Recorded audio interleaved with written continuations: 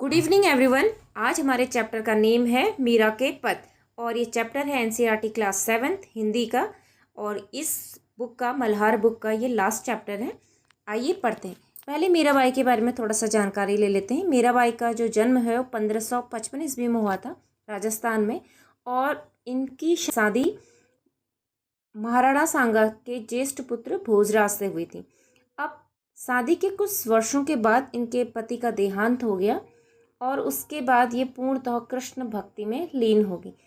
ऐसा नहीं कि शादी के बाद ही ये कृष्ण भक्ति की ओर आकर्षित हुई। बचपन से इनका रुझान कृष्ण भक्ति की ओर था और बचपन से कृष्ण को अपने स्वामी स्वरूप में पूजती थी। ठीक है।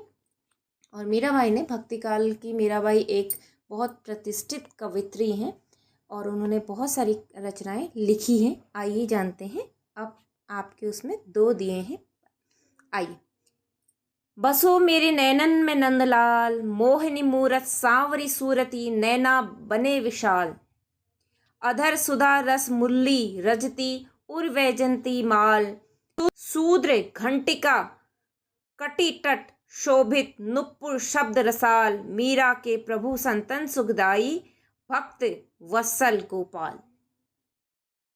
अब क्योंकि मीरा जब वो भक्ति की ओर उनका रुझान हुआ तो वो इधर उधर घूमने लगी साधु संतों की संगत में। इधर के मंदिर मठ ऐसे वो घूमने लगी। तो वो जिस क्षेत्र में गई वहाँ के शब्द उन्होंने आत्मसात कर लिए अपने साहित्य में। अब इसका अर्थ है बसो मेरे नैनन में नंदलाल, मेरे नैनों में बसो नंदलाल, नंद के पुत्र कृष्ण। ठीक है। मोहनी मूरत सांवरी सूरत, आपकी जो मोहनी मूरत है और जो उस पे ये सांवला जो आपका रंग है और उस पे जो विशाल नेत्र हैं ये मेरे को आपकी ओर आकर्षित कर रहे हैं। अधर सुधा रस मुरली, और आपके होंठों पर जो मुरली बज रही है वो एक अमृत को बरसा रही है। उर वैजंती माला, और आपके हृदय, उर का मतलब है हृदय में जो वैजंती माला है वो भी बहुत आकर्षित कर रही है। शूद्र घटिका कटितट, मतलब कमर में जो आपकी एक घंटियां सुशोभित हैं। नुपुर शब्द रसताल, और जो आपके पैरों में जो ये पायल बजे हैं नुपुर हैं ये भी मेरे को आकर्षित कर रहे हैं। मीरा के प्रभु संतन सुखदाई, मीरा के जो प्रभु हैं वो तो सारे संतों के, सारे इंसान के जो भी उनको पूछता है उनके लिए बहुत सुखदाई हैं। भक्त वत्सल गोपाल, और वो तो क्या है, भक्तों की रक्षा करने वाले हैं और भक्तों की भक्ति से तुरंत प्रसन्न होने वाले हैं। ठीक है। अब 2 देखिए। बसे बदरिया सावन की मन भावन की, सावन में उमंग गयो मेरो मनवा, भनक सुनीरी आवन की। अब वो कह रही हैं सावन में जब बादल छाए हैं तो सावन में मेरा मन उनको, उनके दर्शन पाने के लिए एकदम व्याकुल हो गया है, व्यथित हो गया है। और मेरे मन में एक अजीब सी उमंग है सावन के आने से, मानो किसी के आने की मेरे मन को भनक लग गई है, ऐसा कह रही हैं।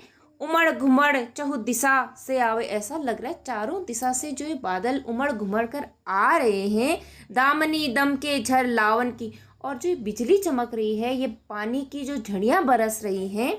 नन्ही नन्ही बूंद मेह वर्षे, और ये बारिश की जो नन्ही नन्ही बूंदें बरस रही हैं। शीतल पावन सुहावन की, और ये ठंडी ठंडी ठंडी बूंदें बरस रही हैं इस धरती पे, और जो सुंदर और ठंडी ठंडी हवा जो बह रही है। मीरा के प्रभु गिरधर नागर, और जो मीरा के प्रभु हैं गिरधर नागर, आनंद मंगल गावन की, और मीरा को ऐसा लग रहा है कि उनके प्रभु आने वाले हैं और वो मंगल गीत गा रही हैं इस खुशी में, क्योंकि सावन के मौसम में उनको ऐसा लग रहा है। ठीक है। सावन का एक महीना होता है जो आषाढ़ के बाद आता है और भाद्रपद से पहले आता है। ठीक है। अब आइए कवित्री से परिचय भी पढ़ लेते हैं हम लोग। आपने जो रचना अभी पढ़ी उसे आज से लगभग 500 वर्ष पहले रचा गया है। इसे हिंदी की महान कवयित्री, कृष्ण भक्त और संत मीरा ने रचा। यह माना जाता है कि मीरा बचपन से कृष्ण की भक्ति में मग्न रहती थी। एक राजकुमारी होते भी उन्होंने संतों का जीवन चुना और महलों को त्याग कर तीर्थों की यात्राएं करने लगी। उन्होंने मंदिरों में भजन गाना और सत्संग करना प्रारंभ कर दिया। उनके गाए हुए भजन लोग आज भी श्रद्धा और प्रेम से गाते हैं, पढ़ते हैं, सुनते हैं, सुनाते हैं। ठीक है। अब आइए पाठ से भी कर लेते हैं आगे। मेरी समझ से देखिए। फर्स्ट वाला देखिए, बसो मेरे नैनन में नंदलाल पद में मीरा किससे विनती कर रही है? बताइए, कृष्ण जी से विनती कर रही है। टू देखिए, बसो मेरे नैनन में नंदलाल पद का मुख्य विषय क्या है? प्रेम और भक्ति है इसका मुख्य विषय। नेक्स्ट देखिए थर्ड, बरसे बदरिया सावन की पद में कौन सी ऋतु का वर्णन किया गया है? कौन सी ऋतु का किया गया है? वर्षा ऋतु का। बरसे बदरिया सावन की पद को पढ़कर ऐसा लगता है जैसे मीरा प्रसन्न है, दुखी है, उदास है, प्रसन्न है, क्योंकि उनको ऐसा लगता है सावन के महीने में जो बादल उमड़ घुमड़ रहे हैं, उनको ऐसा लगता है कि धरनागर प्रभु के आने की आहट है। ठीक है, अब देखिए मिलान करें, देखिए नंदलाल मतलब नंद के पुत्र कृष्ण, बैजंती माला, बैजंती पौधों के बीजों से बनने वाली एक माला, सावन मतलब सावन का महीना, गिरधर मतलब पर्वत को धारण करने वाले कृष्ण। गिरधर नामक पर्वत जब कृष्ण ने धारण किया उसके बाद उनका नाम गिरधर पड़ गया। सेम ऐसी गायों को पालते थे कृष्ण, इसलिए उनका नाम गौपाल पड़ गया, मतलब गौओं को पालने वाला। ठीक है, अब देखिए नंदलाल भी, क्योंकि वो नंद के पुत्र थे। ठीक है, अब पंक्तियों पर चर्चा कीजिए। नन्ही नन्ही बूंदन मेहा बरसे शीतल पवन सोहावन की। अब जो छोटी छोटी जो बूंदें बरस रही हैं, मेहा मतलब मेह मतलब बारिश की, शीतल पवन सुहावन कर, और जो ये पवन को, जो हवा को सुहावन कर रही है, मतलब ठंडा ठंडा कर रही है, तो इससे मीरा को ये आहट होती है कि उनके प्रभु आने वाले हैं। अब खो देखिए, मीरा के प्रभु संतन सुखदाई भक्त वत्सल गोपाल। अब वो मीराबाई कह रही हैं, मीरा के जो प्रभु हैं श्री कृष्ण, भक्तों की भक्ति और वात्सल्य पर खुश होने वाले हैं, और वो तो सबको, और जो गोपाल हैं, गोपाल का भी मैंने मीनिंग बताया है, गायों को पालने वाला, तो वो तो बहुत क्या है, सुखदाई हैं सबके लिए। उनकी भक्ति क्या है, सबके लिए सुखदाई और आनंदमयी है। अब सोच विचार के लिए जो ये प्रश्न है, इनको मैं अभी टेक्स्ट में कर दूंगी। ठीक है, कविता की रचना, आपने यहाँ पे कविता की रचना देखिए, मीरा के प्रभु संतन सुखदाई, मीरा के प्रभु गिरधर नागर। इन दोनों पंक्तियों पर ध्यान दीजिए। इन पंक्तियों में मीरा ने अपने नाम का उल्लेख किया है। मीरा के समय के अनेक कवि अपनी रचनाओं के अंत में अपने को सम्मिलित कर लिया करते थे। आज भी कुछ कवि अपना नाम कविता में जोड़ देते हैं। आप ध्यान देंगे कि इस कविता में आपको ऐसी अनेक विशेषताएं दिखाई देंगी, जैसे कविता में छोटी छोटी पंक्तियां हैं, श्री कृष्ण के लिए अलग अलग नामों का प्रयोग किया गया है आदि।